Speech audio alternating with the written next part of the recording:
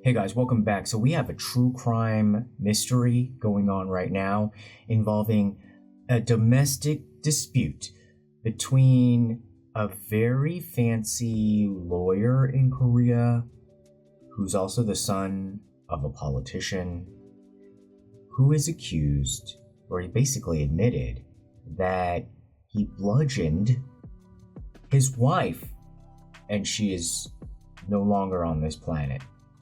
Who is this person? What happened that night? And is there something shady going on, especially with his daddy?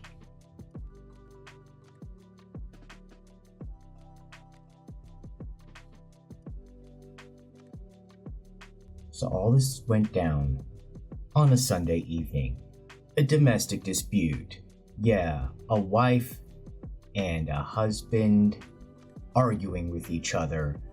It leads to the wife, who is in her 40s, being taken to the hospital where she did not survive, and a man in his 50s, the husband, who called it in, said that his wife had injured her head, and then when the paramedics and police arrived at the scene, he was nowhere to be found. But guess who was? Apparently, his father.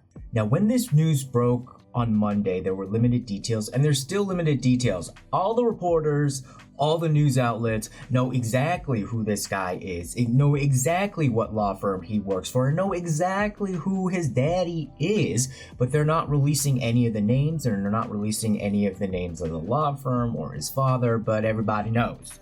Even the people on the internet, they know. If you go to the message boards and you look at the comment section, everybody knows. So I'm calling him Mr. A or Mr. B, but really is Mr. H, okay? Mr. H. So essentially what had happened on Sunday, and then with this news breaking on Monday with very limited information, the headline that I saw in the English news was that it said U.S. attorney accused of killing his wife.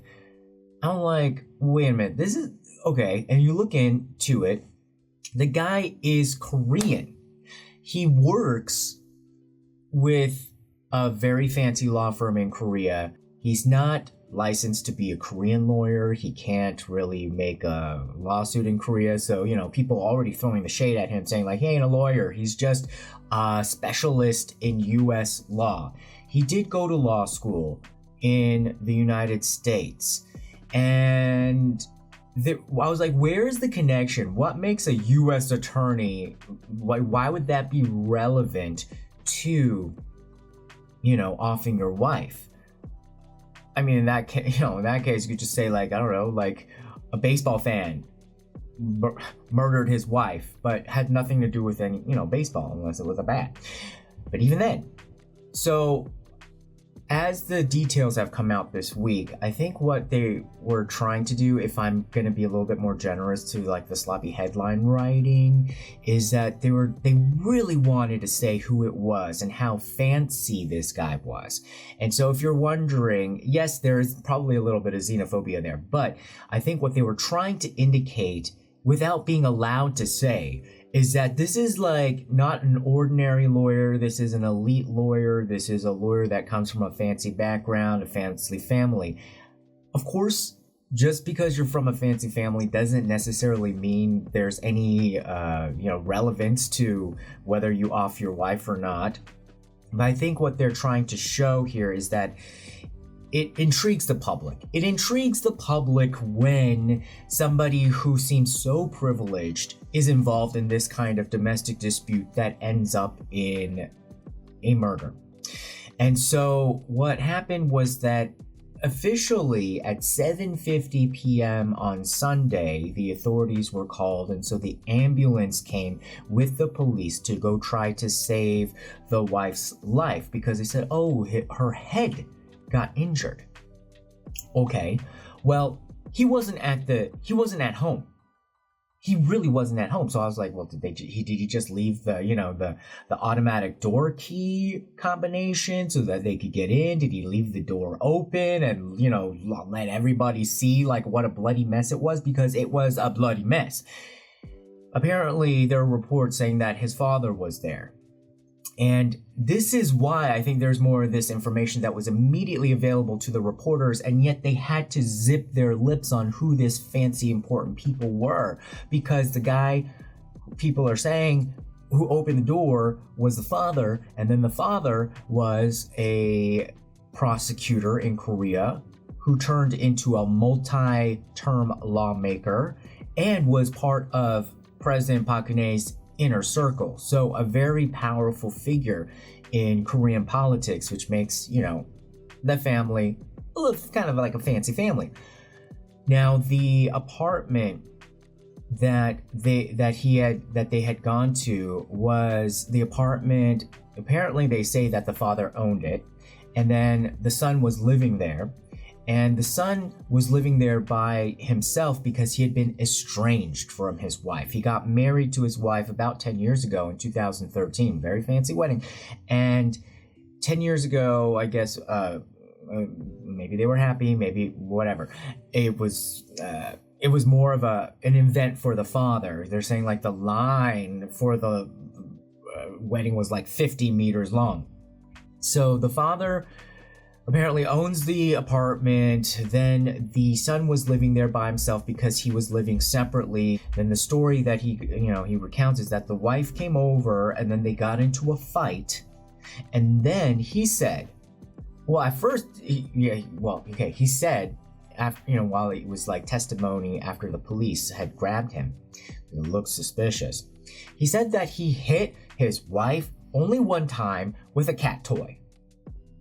Now, I have a cat, and I'm going through all the different cat toys that I might have, and the one that he likes the most is a laser pointer.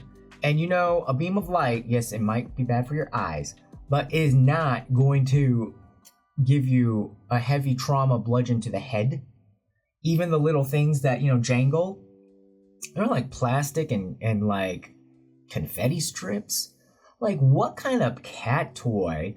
They said like one side was plastic and then the other side was metal, and he hit her only once. Now everybody's saying like that is so sus because the initial forensics, they're going to do a full autopsy, but the initial forensics showed that she had blunt force trauma, but not only that, the neck had suffered strangulation, and she had died also two causes: asphyxiation, so basically that means she couldn't breathe, and then they found something about the neck, so she probably got choked, couldn't breathe, and then she went into shock from not enough blood circulating. So I guess if you can't breathe, and also if you have blunt force trauma, and then there's blood. Now there was some blood on that cat toy, so they were saying like, oh yeah, okay, that could, there's blood. Look, you can take any little cat toy like a big old Q-tip and just dip and do, okay? Now, the reason why this looks so suspicious is that, like I said, he was not at the scene of the crime. He was not at his house when the paramedics and the police arrived. He was gone for like an hour to an hour and a half, and then he came back with his daughter. When he was asked by police, where were you? He said, he first was like, I plead the fifth. So this is a U.S.-based lawyer. I guess he's thinking like he can plead the fifth, like there's a Fifth Amendment to a U.S. Constitution in Korea. I don't know, but probably Korea probably has an equivalent of like you don't have to say.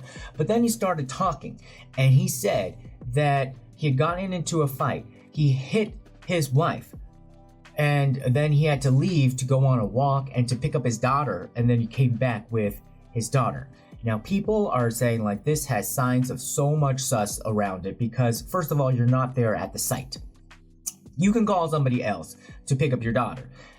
He was not there at the site. So, what would you do if you had just done something like this and you are a lawyer and like evidence is the key thing, which we saw from the whole Han River mystery? Wouldn't the blunt force trauma thing that you had in your hand, I'm thinking it might be this, it might be this, it might be this, who knows what it was, wouldn't you, if you had the opportunity, walk that outside and just get rid of it? I think that's where you go for an hour and a half. While you're picking up your daughter along the way, you get rid of the evidence that knocked your wife out. That is something that they need to investigate, because they are investigating, because they're saying like, we have to verify whether really the daughter was someplace where he needed to pick her up. Instead of, legal analysts are saying like, you know, they probably picked up the daughter to say like, okay, let's coordinate. Like the father was probably saying, let's coordinate our stories. Then the other suspicious thing with the father was, it's a bit odd that he was there, because investigators are now asking, were you there after this death, this, well, I guess you could call it murder, this murder happened, or were you there beforehand? Because if he had come in after, it really looks like the guy called his dad and said, Dad, I just did something, I kind of messed up here, I need you to come save me. And then it starts to look premeditated. Then it starts to look like he didn't call immediately after she slumped over at 7:50 p.m.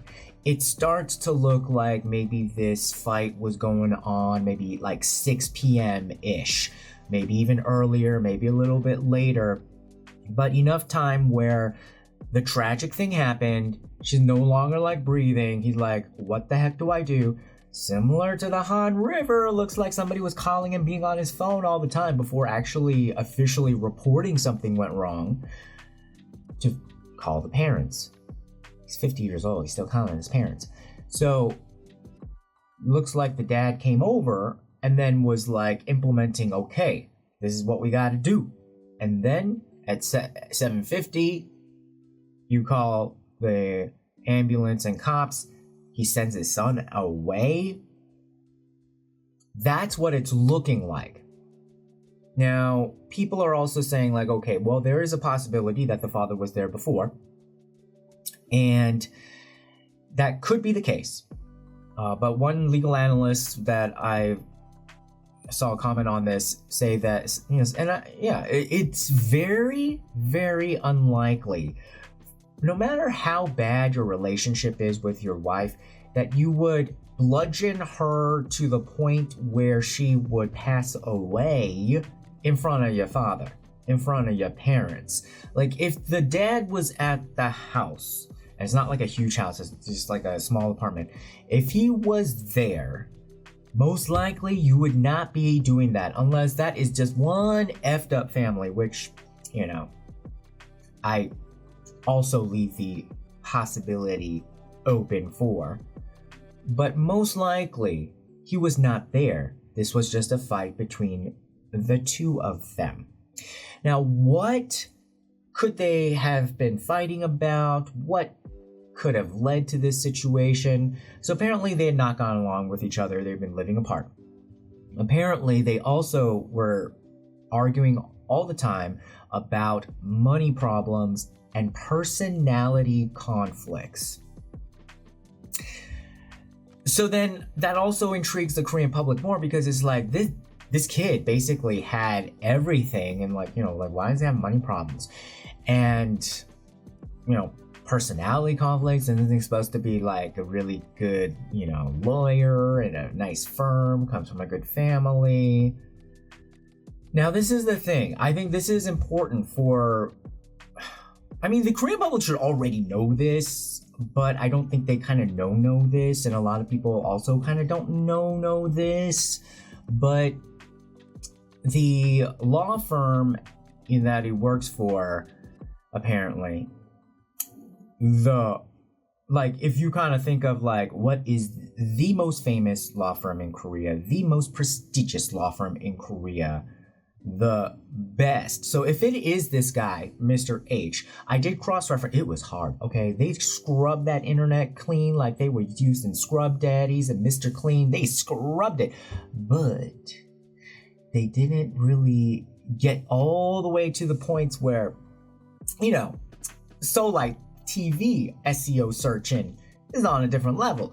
And so I did find like a PDF or something because there was like no pictures of him, but there was one little profile picture, and I cross-referenced it for, you know, a lot of other different people saying like, you know, this is the guy.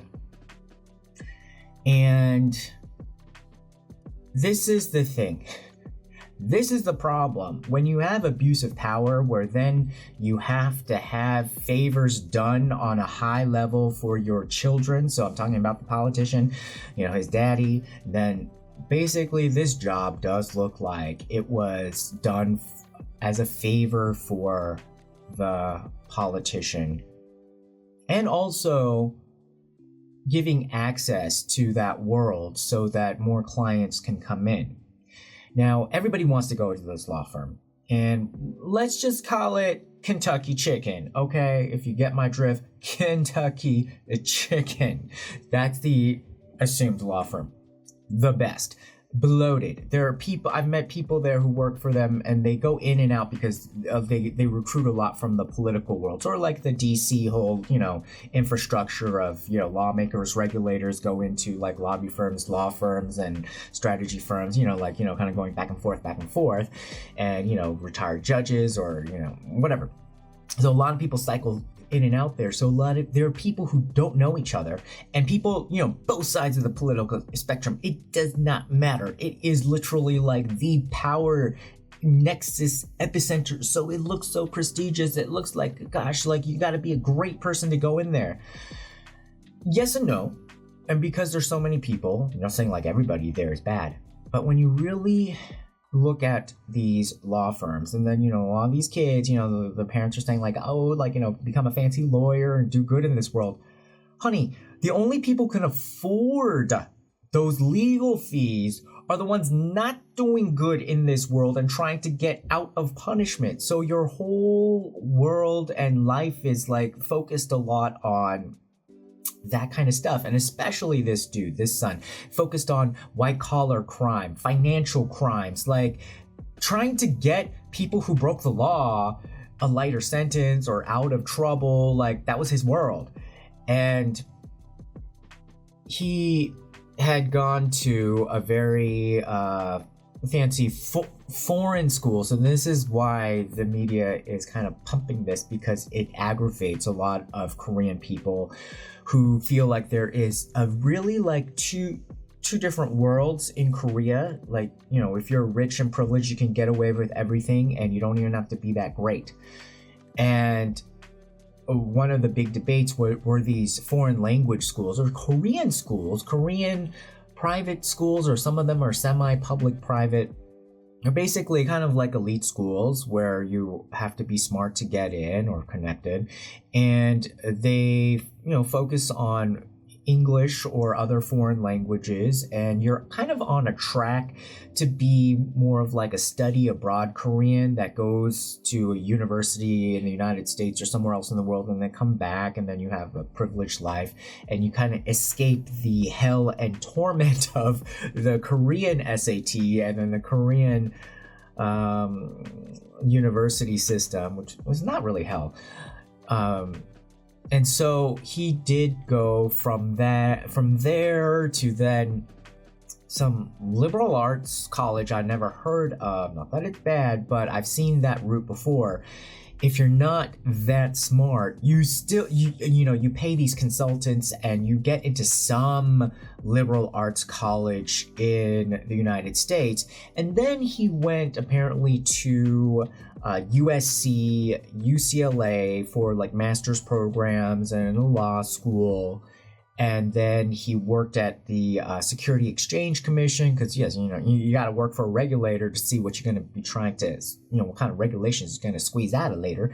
And then he came back, or worked a few years, and then he came back to Korea, and now we see him at this fancy law firm.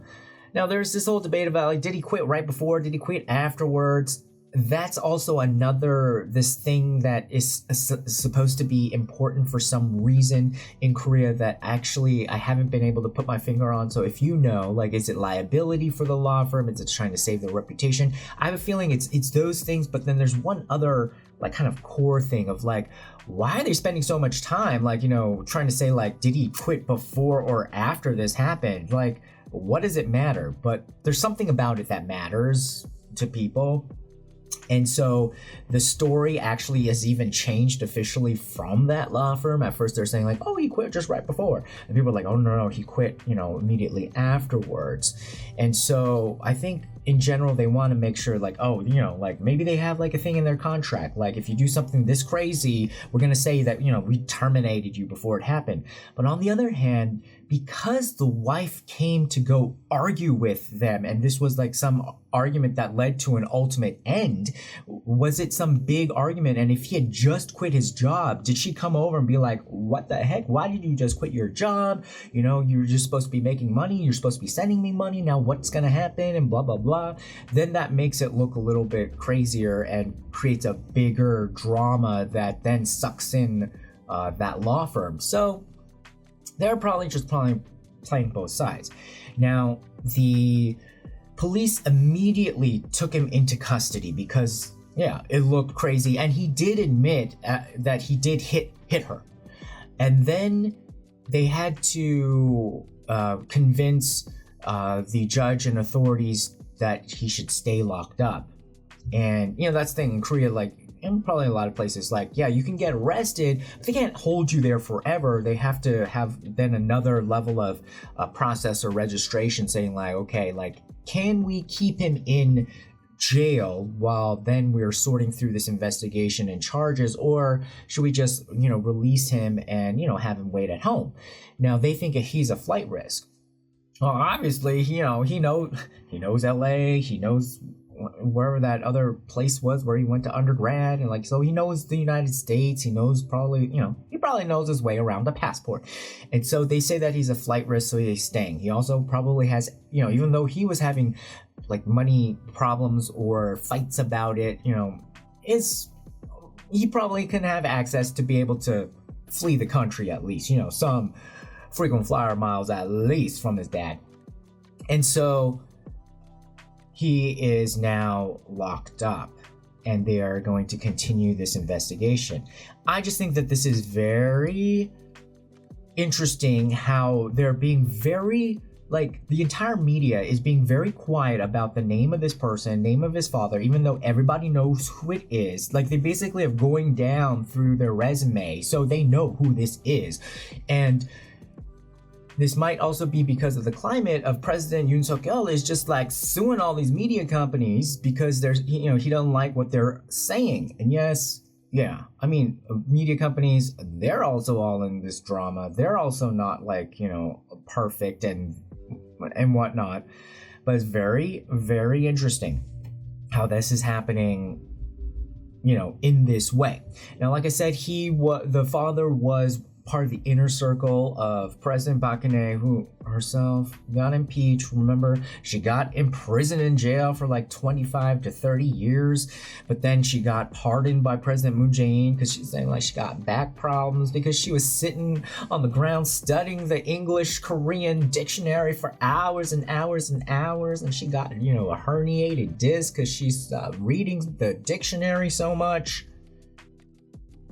Anyhow, so she's out.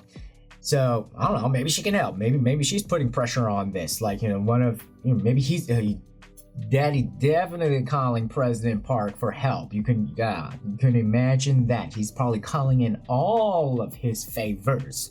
And I think that is something that we really should, you know, acknowledge that this is what's happening. And when this type of situation comes across your radar screen, you shouldn't think that it's so harmless. Oh, what's the harm of putting him into our law firm, you know, as a favor to the father? The dude, like, looks like he kind of, you know, squeaked through the system to get some sort of, you know, law cred. But it doesn't say whether he actually passed any bar exam in the United States. He definitely is not a practicing lawyer in Korea. So really, you know, like one of these people that like is just a, you know, kind of a favor there. And it's one thing if they, you know, might just be, you know, real quiet about it, real humble about it, just, you know, hey, let's just collect the paychecks and move it along. But it's another thing if that person is just making a mess because they feel inferior, they feel like, you know, they didn't get the, you know, be able to practice in the United States as a lawyer. They're not really a lawyer in Korea. They're in a fancy law firm, but really it's only the daddy that got them that job. Otherwise they'd be nothing. And then the dad is probably very domineering, narcissistic over, you know, like if you look at the typical profile of like a politician at that scale, you know, there's something that happens. And I, you know, not saying, look, sometimes you can see crazy eyes, right? You can see crazy eyes. Not that it's always correct, and it's not like good to you know, to assume, but that the one picture that I saw was a profile picture, so that's probably like, you know, him looking his best, and I was scared. Like, you know, I'd be like, whoa, oh, I don't know. So, especially if you're gonna be blaming the cat's toy as the weapon that took out your wife. So what do you guys think? Do you think that a cat toy can really do all this damage? Do you think the father was there before or after it happened? And where do you think he went during that 1 to 1.5 hours after he called it in and then came back saying that he had to pick up his daughter? And then people were like, well, we didn't really see that, like, there's really like no confirmation that the daughter actually even came back with him. So they're trying to check. And what do you think about like how this is kind of very intriguing to the Korean public, especially when they're not allowed to know the name, but everybody knows the name because he comes from a privileged background. Like I said, you know, that marriage that he had, it was covered, and that also might make him feel bad because it's supposed to be his thing, but it's really about his dad. 800 people came to that wedding apparently, and you know, in Korea it's about how many people come to your wedding, who comes to your wedding. So like it was all like President Park Geun-hye's inner circle that came to it. You know, the line to kind of process, you know, giving your money over and signing the register was like 50 meters long, like over, what was that, like over 100 feet or something, and long. And he, you know, had to basically go through all of this political stuff at his wedding, but he probably made a ton of money from that because people all given money. And before then, that was also before like a lot of these anti-graft laws were made. So that was a very important source of bribes. So like the way that you can hand over cash bribes to a lot of people, politicians, is like when your kid gets married, then it goes through that system, and then they dole it out. They keep it all themselves, or maybe they have to pay back favors. So it's one, you know, a very important mechanism to keep the political wheels greased up. And so that's the kind of problem here, you know. And this law firm represents all the major people, companies, cases. They make over $1 billion a year apparently. And you know, if you want to even like walk in the door, like this is what I heard. I don't know if the prices are correct now because of inflation, but as of a few years ago, if you ever, you know, any, like the bare minimum, if they're gonna just like hand you off to kind of like a paralegal or something, it's like $30,000. If you really want like an actual case, the minimum is like $100,000. So you really need like $100,000 just to even like, you know, if it's a video game, just to put a quarter into the machine. And so these types of cases tend to be when like, you know, big companies, big political, you know, they get in trouble and they need favors and massaging of the law and impression, you know, like I was saying impress upon judges to do something, but not really. Just like kind of call them up and say like, do this, do that, do this. And then, your kid will get a nice job here. Or once you retire or retire early, you'll come back here. There's so many mechanisms for them to kind of,